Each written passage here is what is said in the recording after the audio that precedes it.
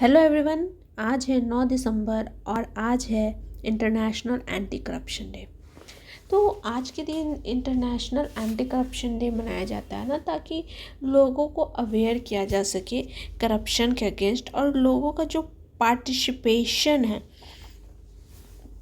कि करप्शन को कम करने में वो बढ़ाया जा सके, ताकि गवर्नेंस में ट्रांसपेरेंसी आ सके, सिटीजन्स पार्टिसिपेशन इंक्रीज़ हो और ओवरऑल नेशन का, कंट्री का, रीजन का डेवलपमेंट हो। इंडिया का रैंक करप्शन परसेप्शन इंडेक्स में जो कि ट्रांसपेरेंसी इंटरनेशनल रिलीज करती है उसमें 96 है, और ये इंक्रीज़ हुआ है। लास्ट ईयर 2024 में ये 94 था और ये 2025 में 96 हो गया। ये दर्शाता है कि कहीं ना कहीं इंडिया में करप्शन इंक्रीज़ हो रहा है डे टू डे। और ये हर कोई जो भी रोड पे या फिर कहीं पे भी पब्लिक ऑफिस जाते हैं तो वो विजिबल है ही है।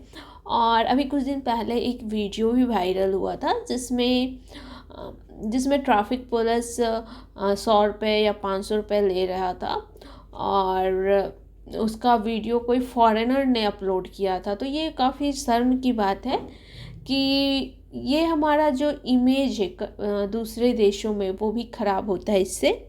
तो वैसा नहीं करना चाहिए, ठीक है।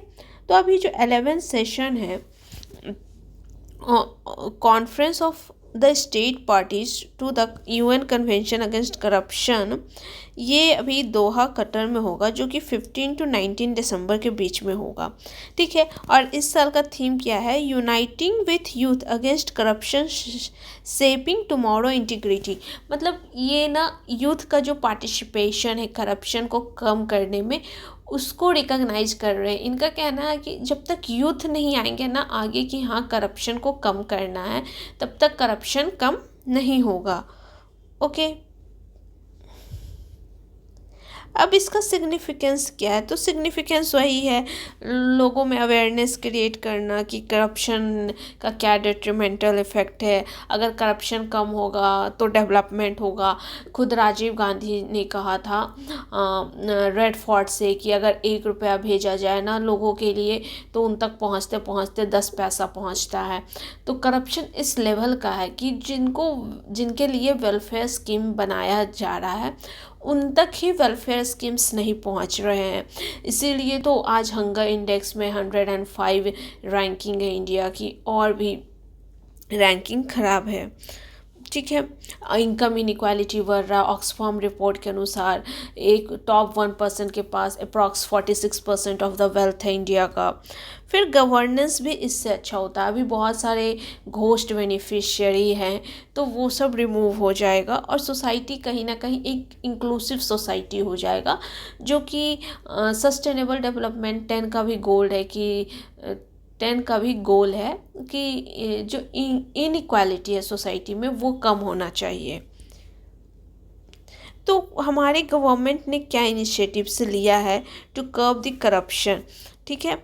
तो एक प्रिवेंशन ऑफ करप्शन एक्ट है जिसमें पेनाल्टी सेट किया गया है पब्लिक सर्वेंट्स के लिए। अगर वो करप्शन में पकड़े जाते हैं तो उन्हें सस्पेंड कर दिया जाता है, या फिर जैसे कि अभी जो ट्रैफिक पुलिस वाला जो केस था तो उसमें शायद ट्रैफिक पुलिस को मात्र 5 दिन के लिए सस्पेंड किया गया था। तो आप लोग कमेंट में बताइए, क्या ये 5 दिन का सस्पेंशन क्या इनफ है करप्शन को कम करने के लिए या नहीं? ये आप लोग अपने विचारों को बताइए, ठीक है। फिर भारतीय न्याय संहिता में इसके करप्शन को कम करने के लिए प्रोविज़न है। फिर लोकपाल और लोकायुक्त एक्ट लाया गया था ताकि करप्शन को कम किया जा सके, और government servants employees including CM और पीएम को भी इस दायरे में लाया गया था, ठीक है। जो लोकपाल और लोकायुक्त एक्ट जो पास किया गया था उसके लिए कोई एक खास बहुत इम्पॉर्टेंट पर्सनालिटी हैं जिन्होंने हंगर स्ट्राइक किया था दिल्ली में, ठीक है। तो वो कौन थे? आप ये नाम कमेंट सेक्शन में लिखिएगा, ठीक है।